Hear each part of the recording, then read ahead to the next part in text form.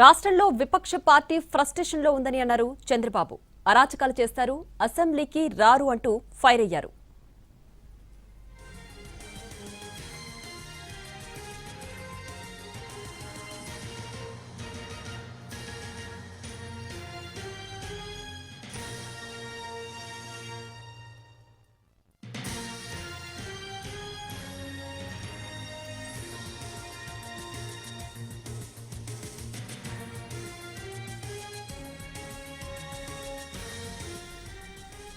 రాష్ట్రంలో విపక్ష పార్టీ ఫ్రస్ట్రేషన్లో ఉందని అన్నారు చంద్రబాబు. అరాచకాలు చేస్తారు, అసెంబ్లీకి కూడా రారు అంటూ ఫైర్ అయ్యారు చంద్రబాబు.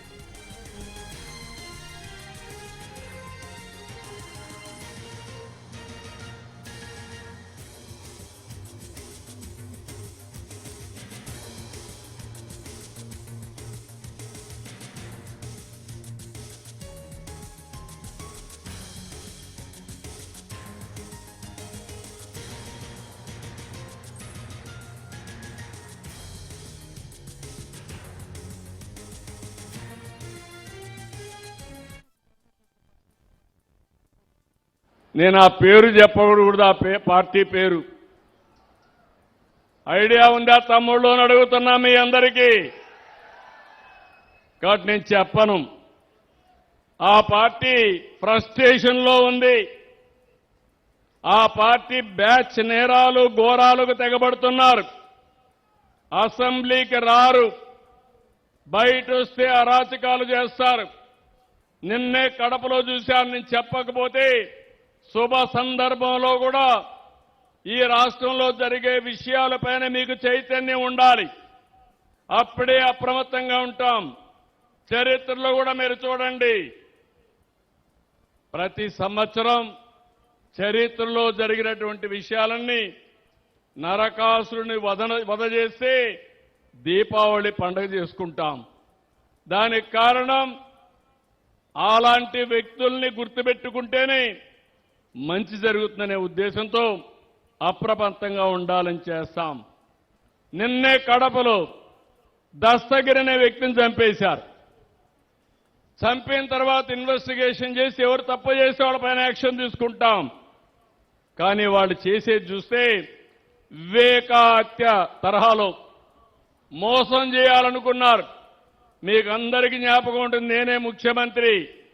వివేకానందుడి హత్య జరిగింది. జరిగితే సాక్షి టీవీలో గుండెపోటుతో చనిపోయాడన్నారు. నేను కూడా అయ్యో పాపం అన్నాను.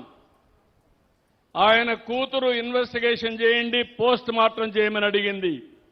మనం ఏ తప్పు చేయలేదు చేయమన్నాను. సాయంత్రానికి గుండెపోటు కాదు, ఇది గొడ్డలి వేటని డాక్టర్స్ చెప్పే పరిస్థితికి వచ్చారు. ఆ సాయంత్రం నేను తండ్రి లేడు, ఉన్న చిన్నాన్న కూడా చంపేశారని రివర్స్ మాట్లాడాడు. మరుసటి రోజు నా చేతిలో కత్తి పెట్టి నారాసుర రక్త చరిత్రని సానుభూతి పొంది ఓట్లు సంపాదించాడు. ఇప్పుడు అదే తరహాలో ఇది కూడా చేయాలంటే అలర్ట్గా ఉన్నాం. నేను ఎప్పుడు కూడా మోసగాళ్ల పైన కన్నేశాను.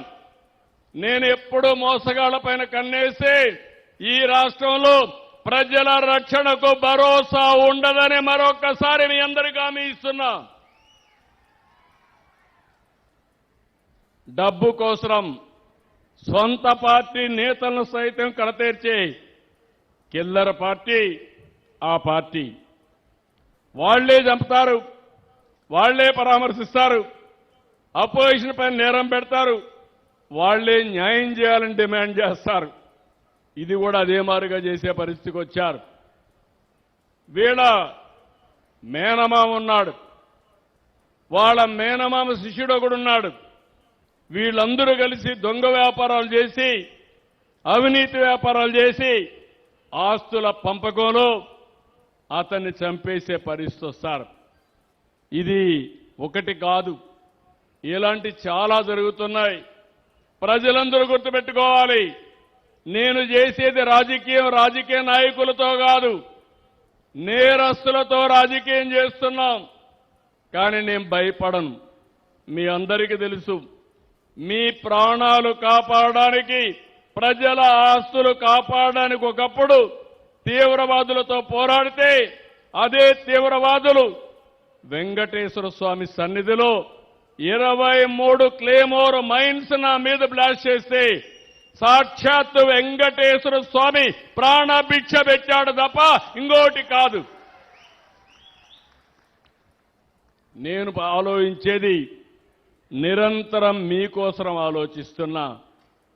నిన్ననే కాకినాడలో ఒక ఎమ్మెల్సీ ఒక దళిత డ్రైవర్ని అతి ఘోరంగా చంపి, ఎంత అహంకారం అంటే ఆ డెడ్ బాడీ తీసి డోర్ డెలివరీ ఇచ్చే పరిస్థితికి వచ్చారు ఆ రోజుల్లో. అలాంటి వ్యక్తిని ఊరేగింపుగా తీసుకొచ్చి ఊరేగించే పరిస్థితికి వచ్చారు. నిన్న మళ్ళీ అందరినీ బెదిరించడం, సాక్షులకు డబ్బులు ఇవ్వడం, ఇలాంటి తప్పుడు పనులు చేసే పరిస్థితికి వచ్చారు. అడ్డంగా దొరికాడు. తప్పు చేస్తే ఇక్కడ ఉపేక్షించడానికి ఎవ్వరూ సిద్ధంగా ఉండరు. ఈ విషయాలు వీళ్ళు గుర్తుపెట్టుకోవాల్సిన అవసరం ఉంది. నేను అందుకే మీ అందరికీ ఒకటే చెప్తున్నాను, ఈ యొక్క రాజకీయ పార్టీ యొక్క ఐడియాలజీని మీరు అర్థం చేసుకోవాలి. వీళ్లకు దూరంగా మీరు ఉండాలి, సమాజానికి దూరంగా వాళ్ళని పెట్టాల్సిన అవసరం ఉంది. మేం మళ్ళీ వస్తే ఏ రాజకీయ పార్టీని చేసేది మంచి చేస్తా ఉంటాం, కానీ వీళ్ళు వచ్చేది మాత్రం మేము వస్తే నరికేస్తాం, చంపేస్తాం, లేకుంటే క్యాన్సిల్ చేసేస్తాం, పెట్టుబడిదారు తరిమేస్తాం. ఇంకా మీరు చూసే దీన్ని డెమాన్స్ట్రేట్ చేయడానికి పోస్టర్లకి జంతు బలిచ్చే పరిస్థితికి వచ్చారు. నేను ఒకటే హామీ ఇస్తున్నా, మీ పాత రోజులు పోయినాయి. బెదిరింపులకు ఎవరూ భయపడరు. ప్రజలు పూర్తిగా చేంజ్ అయ్యారు. చైతన్యంతో